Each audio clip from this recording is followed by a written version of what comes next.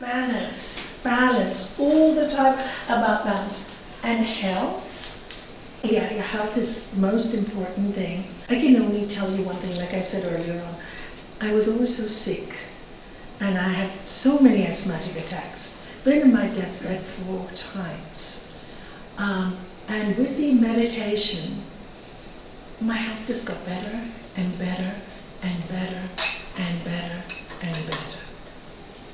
Yes, I flew 3 times this year, but that's nothing. That's only because I went on the long distance flights and the planes are full of germs, you know. But otherwise I was absolutely okay. So health is, so how do you look after yourself? Know what your body likes. Know what your body doesn't like. Do not listen to all the people that this is good for you, that's bad for you, this is good for you.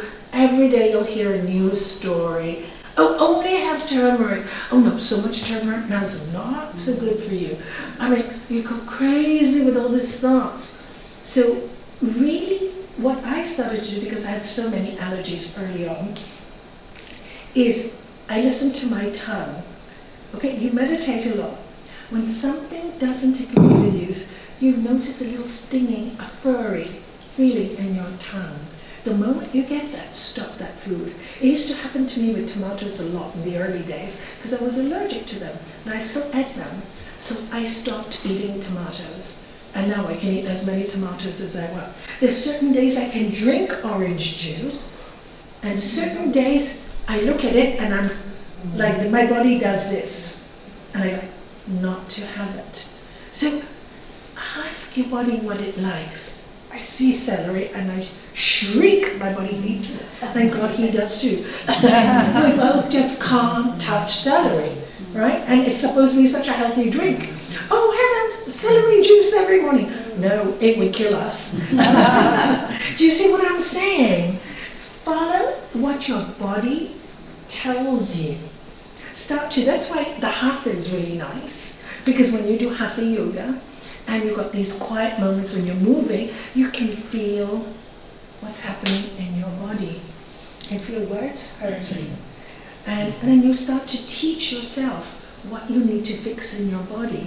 You know, I have bad feet, so now we're always, every half a class, point your toes, go back. Because I've had so many injuries. Make your legs strong so you don't fall, you know. So you know yourself, then you can help others too. So observe what is weak in you, fix it. Don't be lazy. Don't be lazy. If you look after yourself, exercise every day, try to eat what's right. Look, I have a pedometer, measures my steps. Because what happens in my work, I sit a lot. And I know when I sit a lot, my body doesn't like it. So I'm allergic to those watches, Apple watches. I can't wear them, they burn my skin. Literally, you've seen it in a Fitbit. So he's copied me. So it's really cool, isn't it? So you look at it and go, oh Les, I've only done 2,000 steps before I go to bed, walk up and down, up and down, up and down. I reached 5,000, thank God. You know, and that's my goal, right? 5,000 a day, but you have to force yourself, you know, because otherwise you don't do it.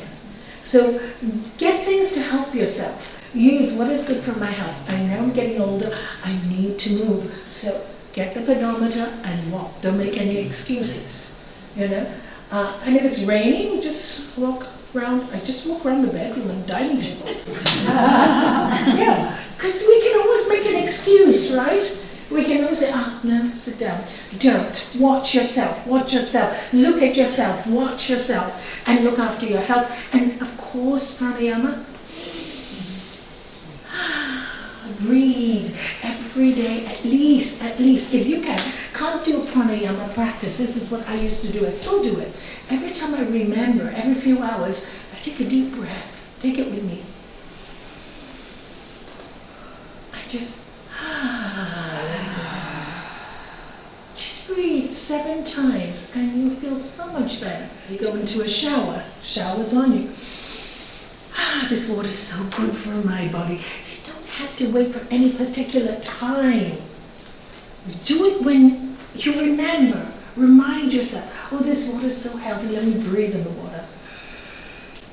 And you just do it 3 or 4 times. It brings, deep breathing gives 7 times more oxygen to your body. It does. And then Kapalabhati is so good for your lungs and so good for your muscles in the abdomen. Helps digestion because what are you doing? Right? So all this, try and make time for it. Don't have to sit for 10 minutes because you'll be bored if you're a Gemini like me. So you sit for 1 minute or 2 minutes and do the breathing, and then you remember later doing. Do you see? Play with yourself. Make it fun. That's the secret of your health. Make it fun and see yourself healthy. See it. Today I'm going to feel so good. Thank you for my good health. I feel so strong. And then if you are sick, best time to meditate. Take it from me. Whenever I'm sick, I get quite excited because there's nothing I can do. I normally can't breathe because it goes to that. So I just meditate. How lucky. So are you seeing this? And all these kind of practices, practical things, will take you out of fear. It will just take you out of fear. And of course, needless to say, prayer. Prayer. Prayers are invisible but make impossible things possible. But I just like to read to you a few more things and then we can go. What I wrote many years ago on fear, and I thought might be relevant. If we listen to the inner voice, we learn that we have to make great changes, and we fear change. That is weakness. Correct it. Become courageous. We fear change. That's really important to be courageous. The next one. Every problem we have comes from fear. So constantly repeat, God is with me. There is nothing to fear. My father used to say that to us all the time. God is with me. There is nothing to fear. How do we lose fear? By knowing we are divine and that our lives are only temporary.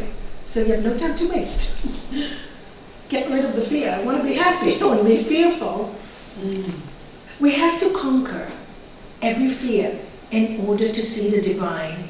We have to be pure enough for the divine in us to show up. Because God is in us, each and every one of us. All nature works to place us into situations where our deepest fears present themselves. Okay? Nature brings our fears to us.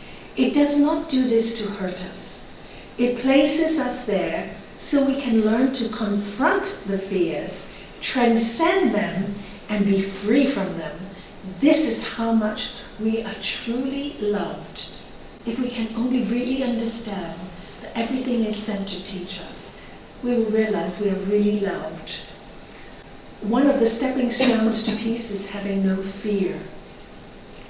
It's our own fear that stops us from being who we were born to be.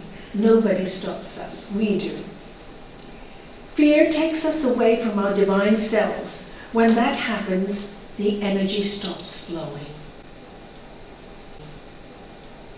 Take your time to understand there is nothing to fear. Take your time, don't rush it. Think of something elevating when you are fearful. Pratipaksha? We are so afraid of punishment. That is a sorry state of being conditioned by society. Society is put in our brains punishment. And we're so scared of being ourselves. So, and repeat, I am fearless. Can you say it? I am fearless. No matter what comes, know that we will transcend it. I will transcend it. This too shall pass. Know it. It is the attachments to our thoughts of fear that makes us afraid. Just a bad habit that needs to be corrected. It's nothing more than a bad habit. Get rid of that habit. Work on it. When we trust ourselves a little bit more, it means we trust the divine more.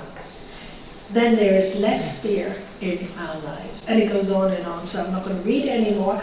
The other one is, don't fear life, live it. Don't fear life, live it.